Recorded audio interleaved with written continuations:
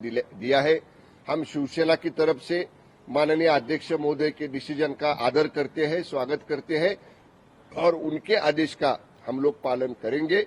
जो उबाटा गट के नेता ने ऐसा भाष्य किया है कि लोकशाही का यहाँ पे खून किया गया है, तो मुझे उनसे ये कहना है कि अगर कायदे का पालन करके कॉन्स्टिट्यूशन में दिए हुए अधिकारों का पालन करते हुए विधानमंडल नियमों का पालन करते हुए एक डिसीजन अगर विधानसभा अध्यक्ष महोदय लेते हैं तो उबाटा गट के नेता उसे लोकशाही का कत्ल कैसे कह सकते हैं।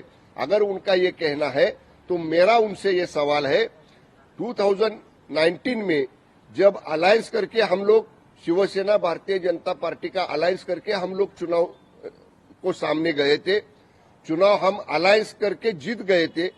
हमारे शिवसेना के उम्मीदवारों के बोर्ड पर भारतीय जनता पक्ष के नेताओं का फोटो था और भारतीय जनता पक्ष के नेताओं के बैनर पर शिवसेना के नेताओं का फोटो था।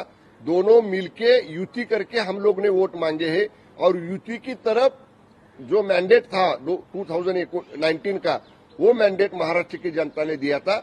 उसके टोटल अपोजिट डिसीजन उबाटा गट को लेने को किसने फोर्स किया? जिन लोगों के खिलाफ हम लोग ने चुनाव लड़ा था उनके साथ में गवर्नमेंट फॉर्म करने का डिसीजन कैसे हुआ, इसके बारे में पहले उबाटा गट के नेता ने क्लेरिफिकेशन देना चाहिए। सही बात कहे तो 2019 का महाविकास आघाड़ी करना यही पहली बार लोकशाही का कत्ल करने की कृति उबाटा गट ने पहले महाराष्ट्र में की है।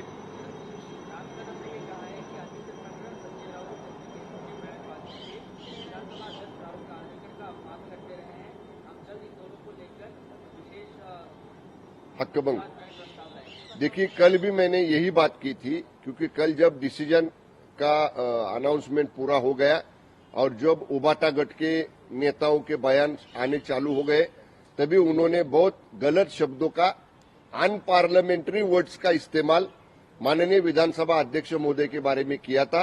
तभी मैंने भी कल के इंटरव्यू में कहा था कि हम लोग उनके ऊपर हक्कभंग प्रस्ताव लाने का सोच रहे हैं।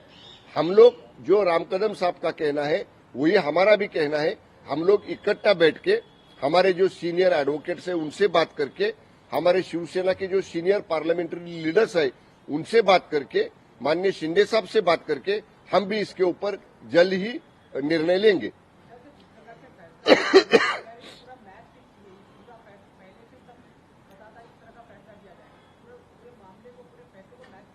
तो 2 दिन पहले तक उबाटा गट के नेता क्यों कह रहे थे सुनावनी के दरमियान कि हमारा न्याय व्यवस्था पर विश्वास है, हमको जरूर न्याय मिलेगा।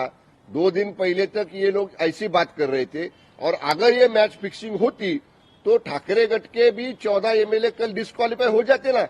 अगर फिक्सिंग ही मैच करनी थी, होनी थी, तो फिर ये 14 लोग को डिस्क्वालीफाई क्यों नहीं किया?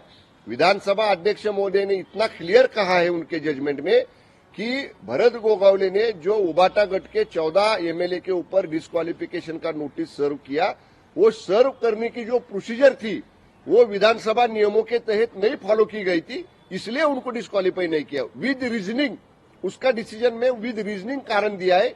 इसलिए जिन लोग को ये डिसीजन से नाराज हो गए हैं, जिन लोग को ये डिसीजन उनके खिलाफ गया है, ये लोग खाली ऐसी बयानबाजी करके न्याय व्यवस्था पर आरोप लगा रहे हैं। ये बात लोकशाही प्रणाली में ठीक नहीं है।